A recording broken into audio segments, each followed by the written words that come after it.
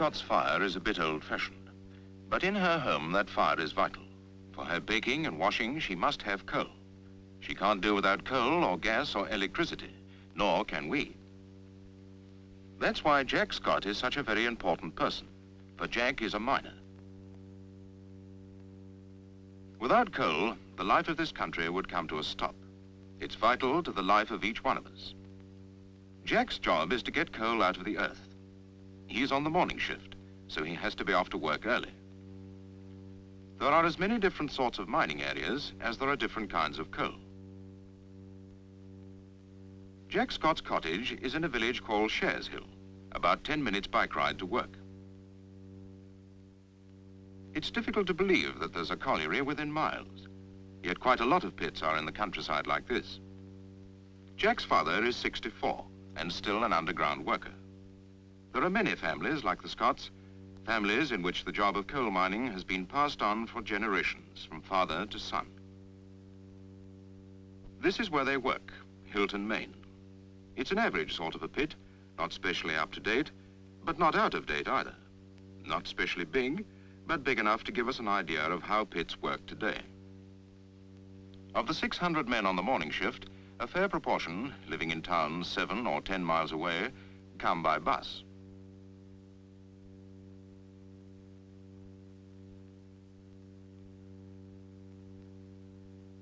Jack's first call is at the pithead baths, where he changes into his working clothes. His helmet is specially made to protect his head underground. The slot in front is for his cap lamp. At the lamp house, he hands in his check. In exchange, he gets a lamp. As long as this check's in the lamp house, it's a sign that Jack is on shift. On this side, the men going on shift get their lamps. On the other, the men coming off hand theirs in and collect their telltale checks. It's rush hour for the lamp men. Most men have a cap lamp like Jack's. It's light and leaves your hands free. Others have the older type hand lamp with a hook at the top. Underground, it's useful for hanging from girders overhead. From the lamp house, Jack and his mates make their way to the pit head. There, while they're waiting for the cage, they are searched to make sure that no cigarettes or matches are taken down the pit. At the same time, their lamps are checked. An official and 2 workmen do the searching. It's a safety precaution which applies to everyone, pit manager or haulage lad. Coal getting is done in pairs. Roy here is Jack's mate. Their next-door neighbors on the face, so to speak, are the 2 Arthurs. Young Arthur Mason and Arthur Richards, who's an old hand at the job. He's one of the coalface workers' representatives on the pit consultative committee. As one shift waits to go down, the other is coming up. The night shift men have been at work for 8 hours, not actually getting coal, but making everything ready for Jack and his mates. Each of the 3 shifts has its own particular job to do, and in a pit, the work never stops.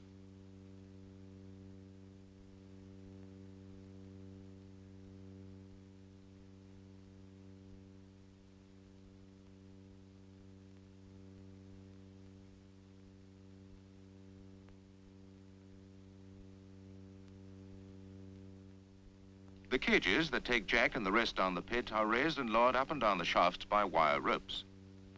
These are guided by the 2 wheels on the headstocks. You will see them at any colliery. There are 2 shafts.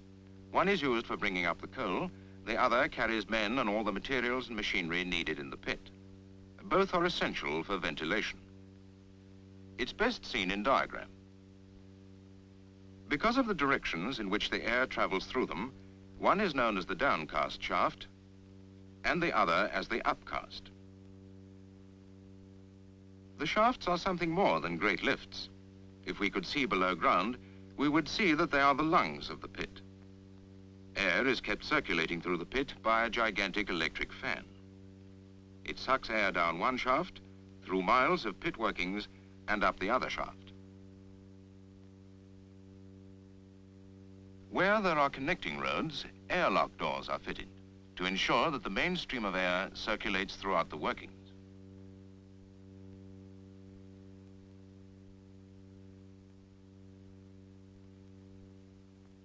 By this time, the cage will have reached the pit bottom, 650 yards down, over a third of a mile.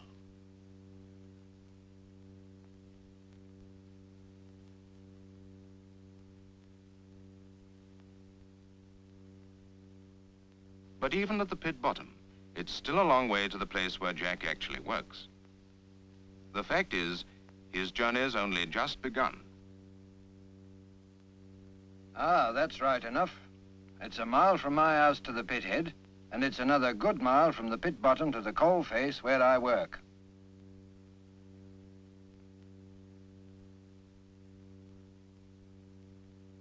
Before we've gone far, we passed the deputy's office, a very important place. I suppose you'd call it the nerve center of the pit. In there, the deputies, that's our word for foreman, by the way, meet between shifts.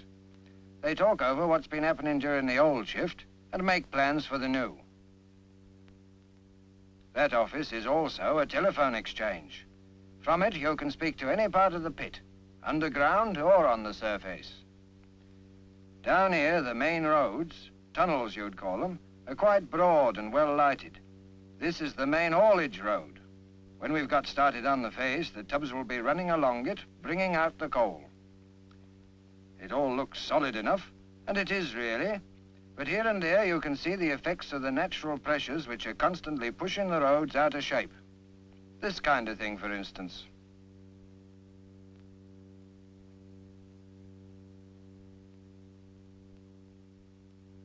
Every few hundred yards or so, you pass side roads leading off to the various working districts.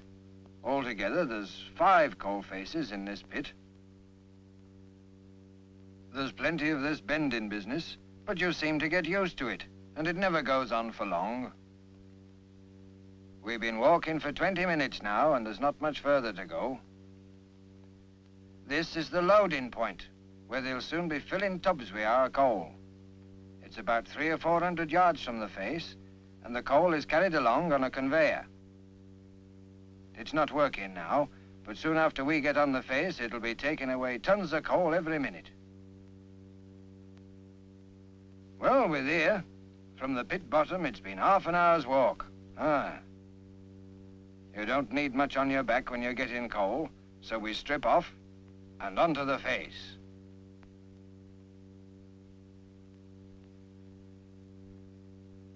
Straight away, we test the roof and make sure as everything is quite safe.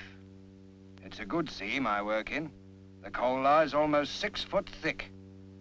That means as we can stand upright while we're working. That's a blessing, because in quite a few mines, the seams are much thinner and working is more difficult. First things we look for are the shot holes, used to blast down the coal, and the undercut. As usual, everything is ready for us. It's worth a lot to start the job on the right foot, and it's the business of the night shift to see as we do. Yes, it was the night shift that got everything ready. First, they drilled the shot holes, each one 4 feet 6 inches deep. The position of each hole had been marked by the shift deputy beforehand, and when the driller finished one, he moved along to the next.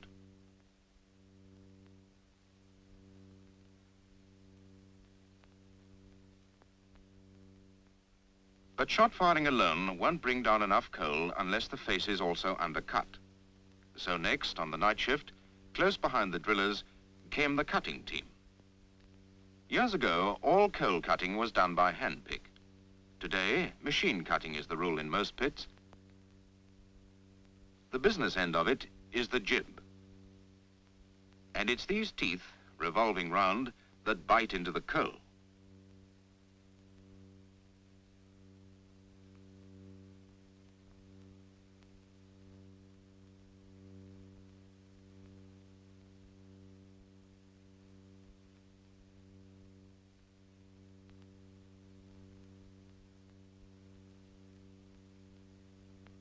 When the coal is blasted, the undercut will help the explosives in bringing it down.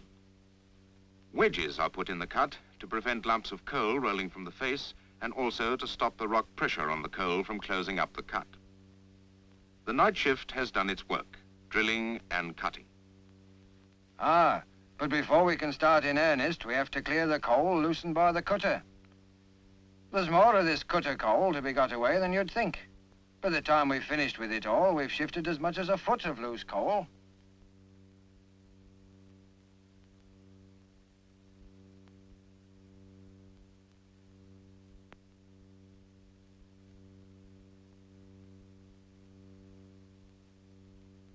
But most of the coal is still on that face. It'll have to be broken down before we can do anything else. And here's the man as'll do the job. Beck, the shot firer.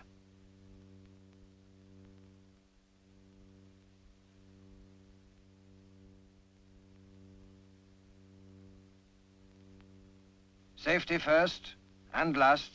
That's the watchword when we're shot firing. And while I'm getting the ramming clay and explosives, Beck is busy testing for gas.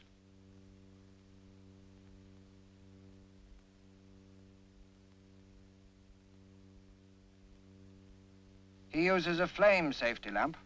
If there's any gas about, you'll see a little blue halo on top of the flame. If that happens, there can be no firing till the gas has been cleared away. But there's no trouble here, so now we can go ahead. While Beck's cleaning the hole and testing for breaks, I get the clay ready.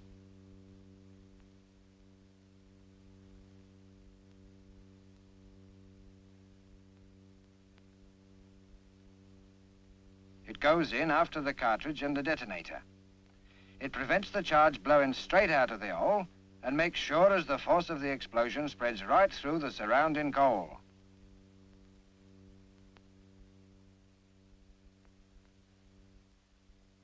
But before we can fire, there's still another safety precaution to be taken. That's stone dusting. Stone dust mixes with the coal dust and makes it non-explosive.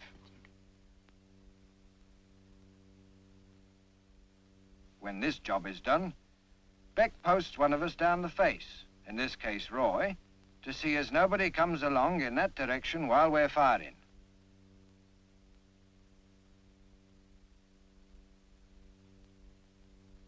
He clears the rest of us off to a shelter and then makes his final test for gas. Of course, as the man in charge, the shot firer's always the last to leave the part of the face where the shot is being fired. This cable will carry the electric current as fires the charge.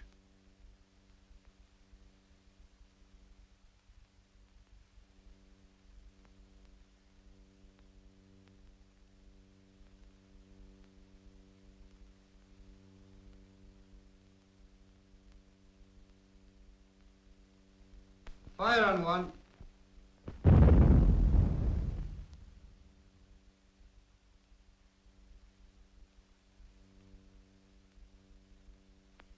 Last off, first back is the shot firer's job. When he's made sure as everything is safe, he calls us out of the shelter.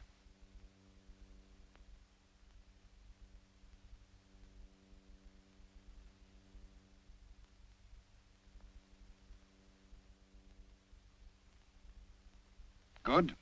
Now we can get to work. Although we've been told as everything's safe, we must make sure for ourselves.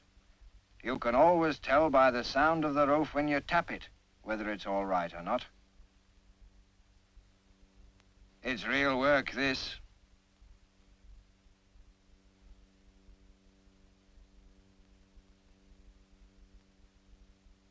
Each pair, Roy and I together like, or the two Arthurs, has what we call a stent to work.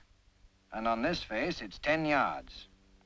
Our face is 130 yards long, so you can reckon as there's 26 of us working on it. When we've shifted the coal brought down by the shot, we call for Beck again. More shot firing, more filling. So it goes on all through the morning.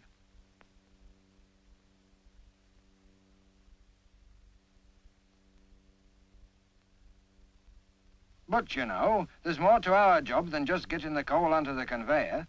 We've got to make the roof secure where the coal come away from it. Steel props and bars do the job.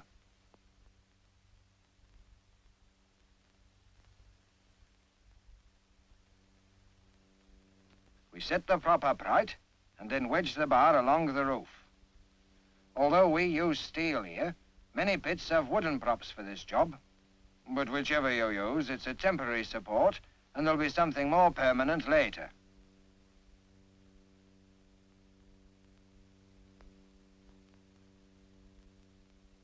We hardly realize it when we're out at work, but by the end of our shift, we'll have blown down and shoveled away coal to a depth of 4.5 foot. That means we'll be 4.5 foot further forward, so everything else, and particularly the conveyor, has to move forward as well. That's the job of the afternoon shift. The furniture remove, as some of us call them. Their job is rather like rolling up a carpet, but it's a lot harder to do. First, the conveyor belting will be broken into sections and rolled clear. Then the rollers and structure will be shifted forward towards the face.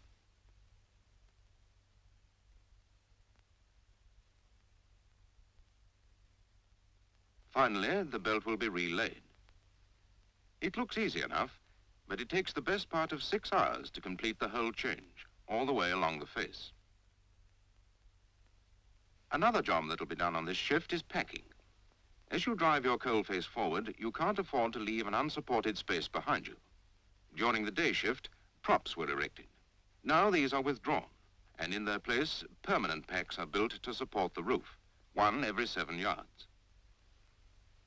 And when the furniture removers have done their work, the whole face is ready for the night shift. The drillers and cutters. Remember them? That's how the 3-shift system works at this pit. Look at it again, in diagram this time. First, the night shift. Shot holes are drilled, and the coal is undercut. At some pits, cutting is done first before drilling. Next, the morning shift, Jack Scott's shift. Shot firing and filling. So it goes on until the coal face has been driven forward 4.5 feet. Lastly, the afternoon shift, the furniture removers. The conveyor is shifted forward. This is called turning over. Packs, built every 7 yards, hold up the roof as the face advances. So the afternoon shift builds new packs. There it is in a nutshell. Night, drilling and cutting. Morning, shot firing and filling. Afternoon, turning over and packing.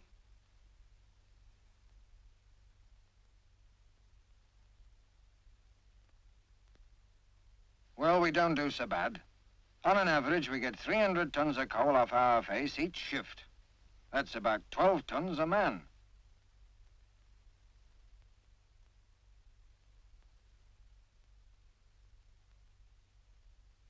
The conveyor takes it to the loading point. We passed that on our way in, as you remember.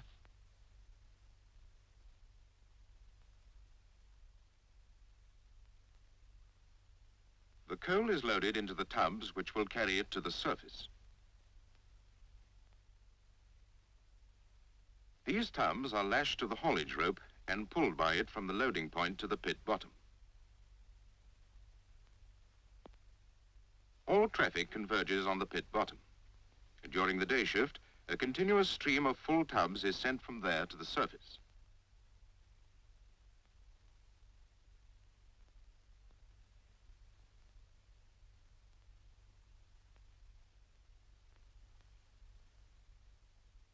As the full tubs go in one side of the cage, the empties, which have been sent down from the surface, come out the other and are sent back to the main haulage road to be filled again. All through this shift, the tubs are bringing the coal out from the 5 different faces to the pit bottom.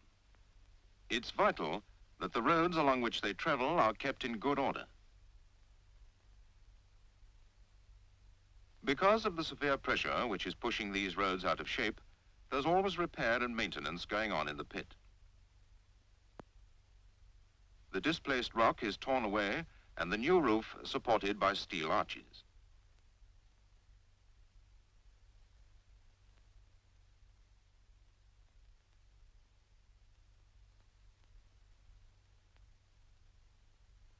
The manager of a colliery is always about somewhere.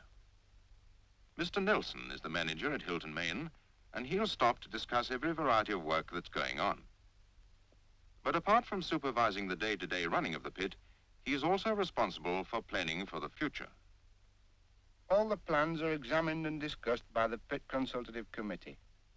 On it are representatives of the management and the men. Everyone in the pit has his spokesman. The face workers, men like Jack Scott, are represented by Arthur Richards. Jack Fletcher puts the point of view of the haulage men. And Les Scarrett watches the interests of all the colliery tradesmen. Ken Hale is one of the younger generation. He speaks for the surface engineers. We are planning ahead to work distant seams which we know contain over 60 million tons of coal, enough to last 150 years at the present rate of output. The first essential is a new haulage road. We are making a start by driving it along here and across the existing main haulage road. This is where we've got to so far. They're working there now. They're blasting and hacking their way through solid rock. Every week, they drive 12 yards through that wall towards what lies beyond, and that's not only more coal. It's a reorganized pit with new mechanical aids for getting the coal and hauling it to the surface. And with new roads as roomy and clean as a city subway, so that Jack Scott and his mates will be able to travel to and from their work by train.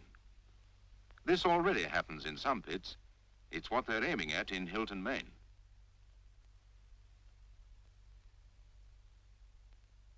But at present, and for a few years to come, I reckon, we'll still have to walk. When we pack up, it's early afternoon, and at the end of a tough shift, that walk seems a lot harder and longer than it did in the morning.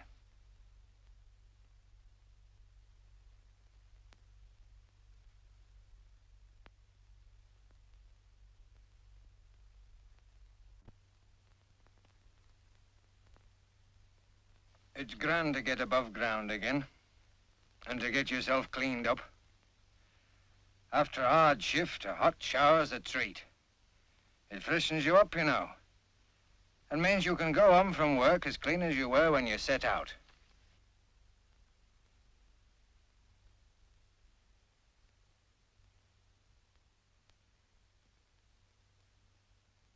At the Pithead canteen, you can get anything from a cup of tea to a full meal. And you can have a chat with your workmates, too. More often than not, we find ourselves talking about what we do with our spare time. It's surprising how many different hobbies there are, among even the few fellas you know really well. I don't know whether you'd call being a union secretary a hobby, but if it is, then it's one as don't leave you no time to yourself. From the moment Albert Parks comes out of the pit, people are asking him for help and advice. Even when he gets home, he has visitors on union business. Of course, Albert Parks is getting on a bit now, but there's plenty of young fellas just as keen to spend their leisure time in union or local government service. Take Jack Greenaway, for instance. He's a member of the Pit Consultative Committee. He's just turned 30, and he's already chairman of his parish council. In our parish, the pit plays its part all right. We've a fine old church, and every one of the bell ringers is a miner.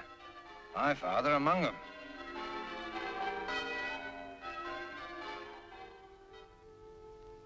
George Allen, who still works at the colliery, is the organist. Music for hobby, I suppose, is common enough, but you don't come across so many artists. Albert Appleby has been painting ever since he was a young lad. Pretty well, I reckon, since he first went down the pit at 15.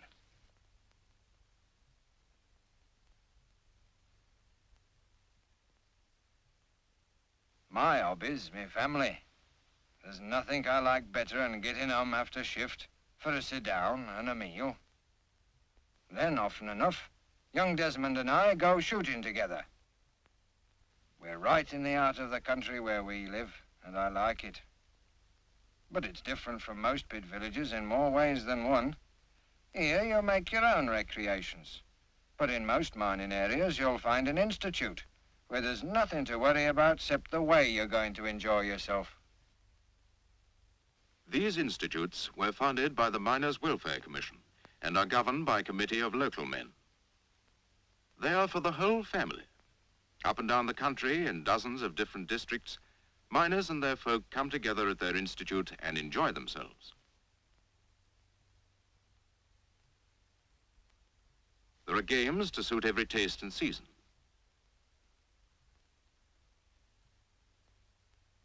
At one place, they've even built their own swimming pool. And of course, there's often the brass band, which is so common a feature of mining communities.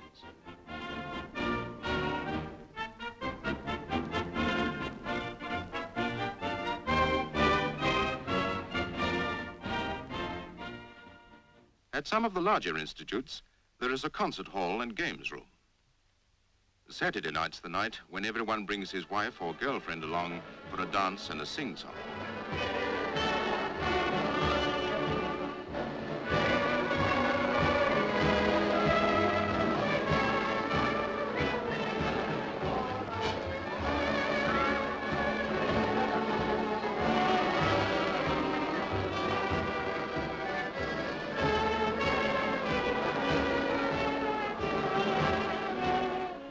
But large or small, every institute has this in common, that every evening of the week there's something happening. It may be the youth club, with its variety of activities run by local miners.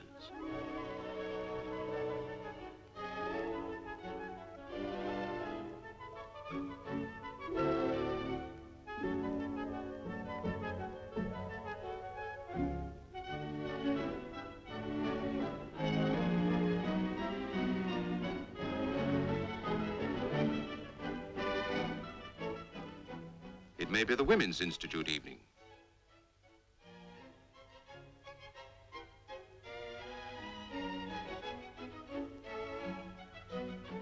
Or it may be the drama club meeting. And if there are any Welshmen about, it's almost certain that one evening will be given over to the Institute choir.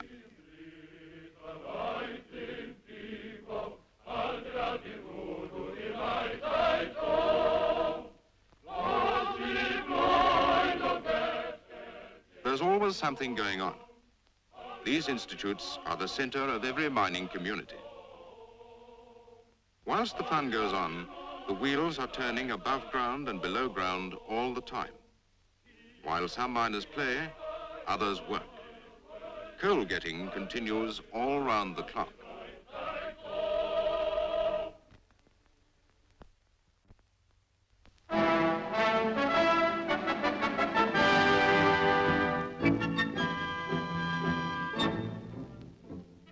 Day and night, throughout the coal fields of Britain, coal is being won. Coal from Durham for iron and steel. Yorkshire coal for gas. Coal from the Midlands and Scotland for the home. Tyne coal for electricity. Coal from Notts and Derby for the railways. Welsh coal for export.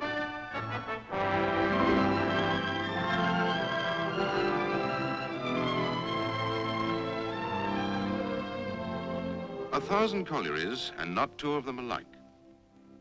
Pits set in the heart of the Forest of Dean.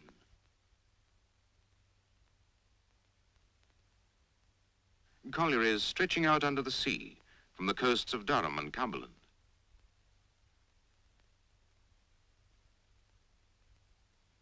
Pits on the bleak Lanarkshire plain. Pits poking their heads through the hearts of industrial cities.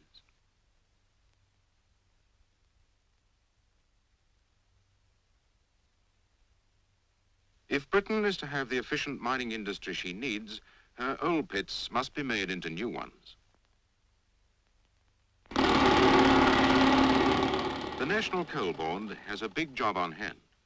At the coalface, the hand pick of yesterday has been replaced by mechanical cutters. More machines are now being introduced. Machines that load coal.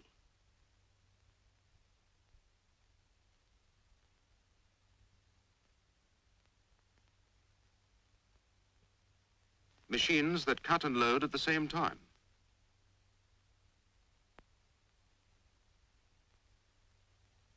machines that strip the coal off the face and onto the conveyor belt in a single continuous operation.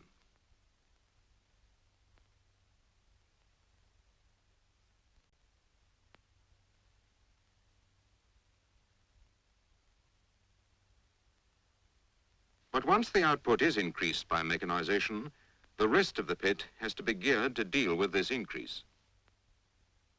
Where the haulage system is out of date and wasteful in manpower, the old type tubs are replaced by larger ones hauled by diesel locomotives along new, broad, level roads. These same diesels can save the miners the long walk to and from the coalface.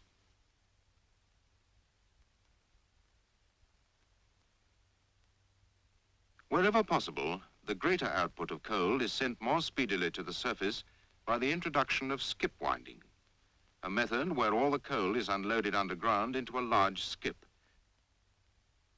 and carried in it to the surface. There, too, great strides are being made. New washeries are being built so that better sorted and cleaner coal can go to the consumer.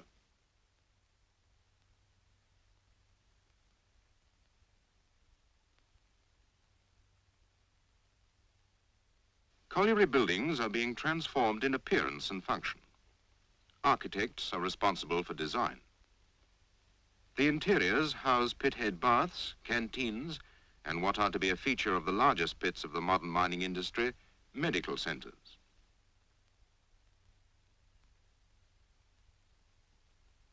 As more coal is extracted from the earth, new reserves must be prepared for the future. Here, the scientist helps. Geologists are probing the earth to discover where untapped deposits lie at workable depths. Boring drills extract samples of the earth's structure. These can be compared with samples known to have lain near coal deposits.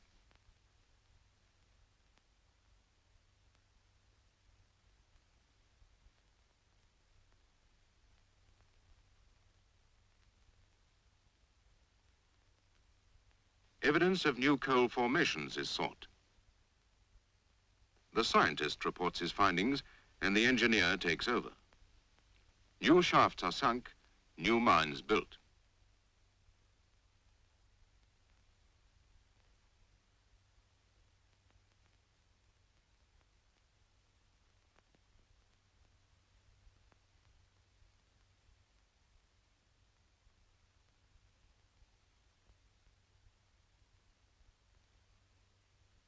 As output is concentrated at newer and more efficient collieries, some of the old and worked out pits are being closed and the miners transferred from them to new districts. But before such a move can be effected, the proposals have to be discussed by the Pit Consultative Committee on which every worker is represented. Today, miners have a say both at the collieries and at higher levels through their union representatives on how the industry shall be run. Joint consultation is as new and important a development as any of the latest technical advances. In a skilled job like mining, the human factor will always be the vital one. That is why so much attention is paid to training. Mining is no job for weaklings, and only the fit will pass the medical check. At the technical colleges, working models give an insight into standard colliery equipment. Haulage is the key practical job, and the boys are taught in the classroom how to tackle it. Training for work at the coalface comes later.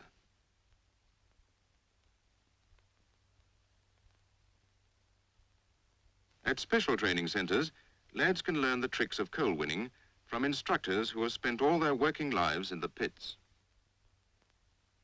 As the mines are mechanized, so grows the need for skilled underground tradesmen. To meet this need, some entrants to the industry are trained as mechanics and electricians. Those who feel they'd like to study mining technology can compete for the 100 university scholarships the NCB offers every year. On a course like this, they can grapple with the problems and advancing techniques of modern mining. Here, and in the training schools, are the miners for the pits of the future.